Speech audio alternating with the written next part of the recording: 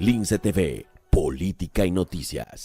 Se nota que estamos en año de campaña porque el PSOE vuelve a uno de sus vicios, que es desenterrar cadáveres. El PSOE está muy empecinado en no dejar a los muertos descansar y en reabrir las heridas de la guerra y enfrentarnos. Ya lo hizo Zapatero con la Ley de Memoria Histórica, lo volvió a hacer Sánchez con la Ley de Memoria Democrática, que se hizo con Bildu, pero otra vez cuando desenterraron a Franco, y nuevamente lo quieren hacer desenterrando a José Antonio Primo de Rivera, lo cual, por cierto, es culpa de Santa Isabel Díaz Ayuso, defendida por algunos, que si hubiese decretado el Valle de los Caídos bien de interés cultural, no podrían seguir exhumando y profanando restos y no le da la gana hacerlo. Y de hecho es que Sánchez está muy orgulloso de eso de abrir tumbas. Una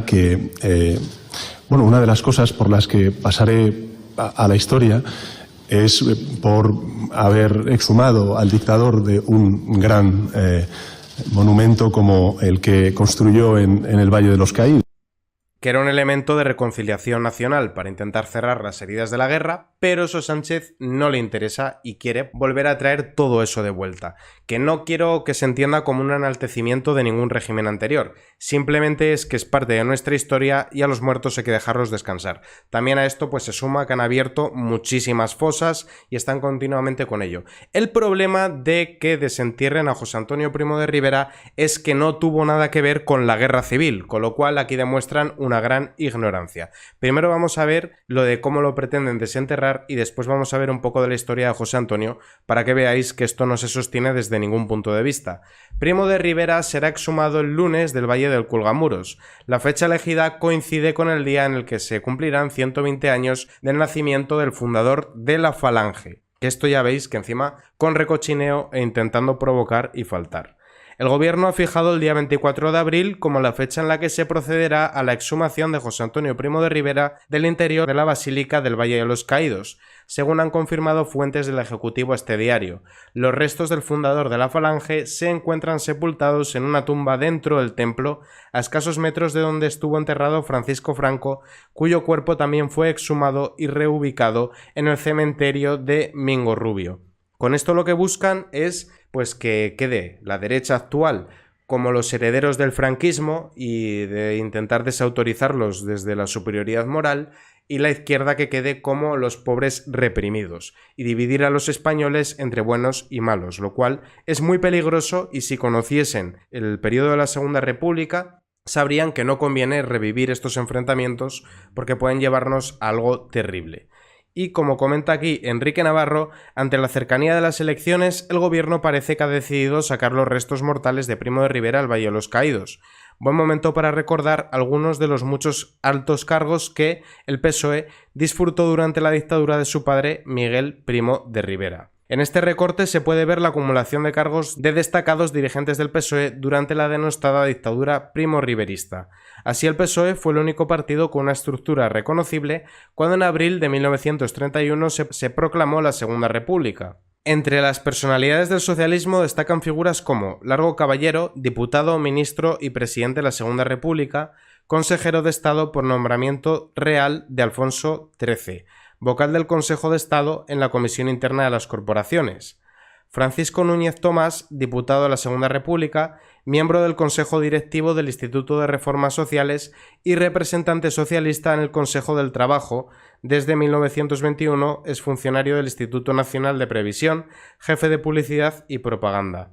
Remigio Caballero, diputado de la Segunda República, vocal Consejo del Patronato de la Comisión Asesora Nacional Patronal y Obrera, de la Comisión Paritaria Superior de la Mutualidad de Previsión, de la Comisión de Inversiones, vocal del Consejo de Trabajo y secretario Patronato de Previsión Social. Trifón Gómez, diputado de la Segunda República, miembro del Consejo Superior Ferroviario, vocal del Instituto de Reformas Sociales y representante socialista suplente de los comités paritarios. Antonio Fatra Rivas, diputado de la Segunda República, cargos en el Ministerio de Trabajo de Largo Caballero, exiliado por su participación de los hechos de la Semana Trágica de Barcelona.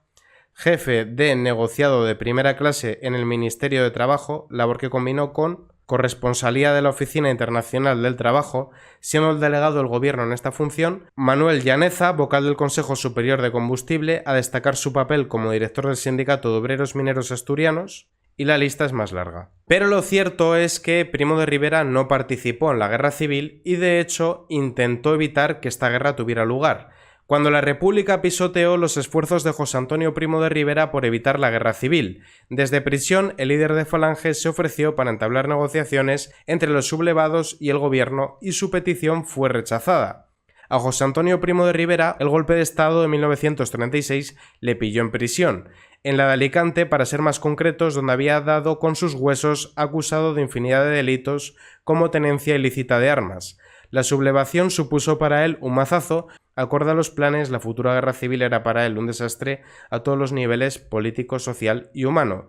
Quizá por ello el líder de Falange intentó mover los hilos que tenía a su disposición y valerse de su popularidad para detener la guerra civil. Todo ello mediante un plan tan curioso como práctico: mediar entre ambos bandos y formar un gobierno de concentración en el que estuvieran representados la mayor parte de los partidos de la época. La propuesta fue rechazada por la Segunda República, que le impidió reunirse con los generales sublevados. Lo cierto es que los republicanos decidieron ejecutarlo, como vamos a ver a continuación. Ejecución de José Antonio Primo de Rivera en Alicante. Fue una carnicería que Franco sabía perfectamente. El gobierno descarta sacar los restos del fundador de la Falange, cosa que luego hemos visto que sí que hicieron. Es una víctima y podrá estar en el Valle de los Caídos de alguna manera, obviamente discreta. La vicepresidenta del gobierno, Carmen Calvo, explicó este lunes que el Ejecutivo no tiene previsto cambiar de ubicación los restos mortales de José Antonio Primo de Rivera. Vemos que se lo estaban guardando para poder hacerlo en campaña. El fundador de la Falange fue fusilado en el 20 de noviembre de 1936 en el patio número 5 de la enfermería de la prisión de Alicante en plena guerra civil, tras ser juzgado y condenado en el ámbito castrense por un delito de rebelión militar. Difícilmente podía rebelarse militarmente si estaba en prisión cuando inicia la guerra. Como podemos ver, Primo de Rivera no solo no fue un responsable de la guerra civil, sino que intentó evitarla y en todo caso se le debería de considerar una víctima de la guerra civil por parte del bando republicano, lo cual no le interesa al PSOE reconocer. En realidad, lo que estamos viendo es una medida que es electoralista, una medida de campaña, porque el PSOE, cuando ve que le va mal en las urnas o cuando tiene un escándalo político que tapar, recurre a reabrir las heridas de la guerra, y todo esto lo que nos conduce es al enfrentamiento entre españoles, entre buenos y malos, con un relato maniqueo, y reabrir las heridas de la guerra, abriendo las fosas, lo que puede llegar a conducirnos es a otro enfrentamiento cuyas consecuencias creo que ninguno quiere revivir.